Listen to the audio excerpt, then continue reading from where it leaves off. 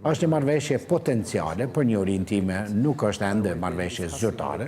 Kemi diskutuar me Serbinë për disa vite me radhë për mbrojtjen. I kemi shitur aeroplan të ngjashëm edhe Kroacisë. Megjithatë, çështja e këtyre diskutimeve me Serbinë është që të kurret varësia tyre nga pajisjet ushtarak nga Rusia, pra për t'i parafruar me Evropën. Unë besoj që me pajisjet vinë edhe shumë kontakte dhe ka një lloj leverazhi, siç e thash, për ta parafruar, për ta ankoruar Serbinë duke të kurrur varësinë nga Rusia. Siç e thash, kërcënimet ndaj sigurisë të gjithë i kemi, edhe ne në Francë, edhe ju këtu në Kosovë. Dhe të gjitha këto vinë nga lufta në Ukrainë. Dhe duhet që t'i bëjmë të gjitha përpjekjet tona të mundshme për të shmangur mundësinë që Rusia të fitojë këtë luftë. Pra do të ishte dëmtuese për sigurinë e secilit prej nesh. Presidenti Macron ka mbajtur një fjalim të rëndësishëm para ca ditësh, para një 2 ditësh, sa i përket të ardhmës së BE-s. Dhe BE-ja është në një fazë kritike, në fakt.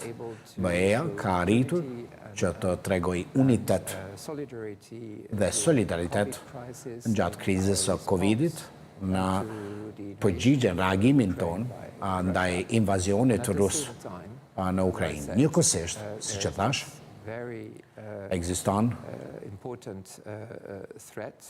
një kërcënim krejt i qartë që kontinenti evropian duhet të riarmatosë. Pra, buxheti Francës për ushtrinë është dëfishuar në vitet e fundit, por i gjithë kontinenti duhet ta bëjë këtë gjë. Ne duhet të ndërtojmë bazat tona të industrisë së mbrojtjes, duhet të kemi bashkëpunim më të madh industrial midis shteteve të Bashkimit Evropian për sa i përket fushës së mbrojtjes. Është mundësi, apo ka një marrëveshje të mundshme midis Republikës së Kosovës dhe Francës për të ndihmuar, për të marrë edhe aeroplan të tillë luftarak që Serbia synon t'i blejë? Nuk di as për fillimin e këtyre diskutimeve.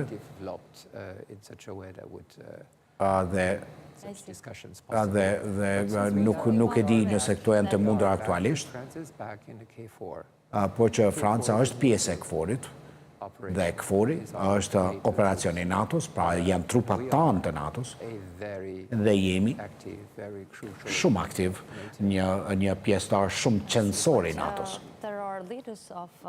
Po që ka lider të Republikës së Kosovës dhe po i referohem kryesisht deklaratave të tyre publike që rreziku nga Serbia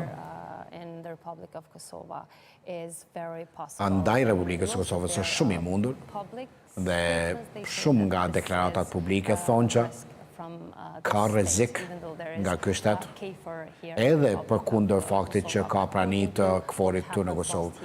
Duke marrë parasysh ato që ka ndodhur vitin e kaluar nga sulmi terrorist. Dhe nuk ka ndonjë masë për sa i përket Milan Radojčićit si udhëheqës, pra shumica e njerëzve këtu në Kosovë thonë se pse nuk është sankcionuar nga BE-ja, edhe pse ka një urdhër arrest nga Interpoli, sepse ka marrë përsipër përgjegjësinë për një organizimin e të sulmit të tillë. Kur presidenti Vučić qëndroi në Paris, pati një konferencë të përbashkët me të dhe presidenti Macron. Presidenti Macron krejt qartësisht e ritheksoi që kryesit e sulmit në Banjska duhet të arrestohen dhe të vinë para drejtësisë, dhe jo vetëm kaq. Ai po ashtu i tha presidentit Vučić, që i kishte shumë afër aty në krah, që përsëritja e një drame të tillë duhet të shmanget. Unë besoj që ka qenë një mesazh shumë i fortë. Jo të gjitha vendet kanë qenë aq të drejtë për drejta me Serbinë, dhe këtë e bëjmë sepse kemi marrëdhënie të mira me Serbinë. Është pra me rëndësi që të flasim me të gjitha vendet, me të gjitha palët, dhe ne flasim shumë shpesh me Kosovën. Presidenti Macron e ka bërë këtë telefonat me kryeministrin Kurti dhe kemi shumë kontakte të tjera dhe po ashtu kemi kontakte shumë të afërta edhe me Serbinë dhe me këtë dialog duhet të shmangim gjitha vështirësitë dhe kjo marrëveshja potenciale për aeroplanët Rafale është një lloj leverashi për të kurrur varësinë e Serbisë ndaj Rusisë.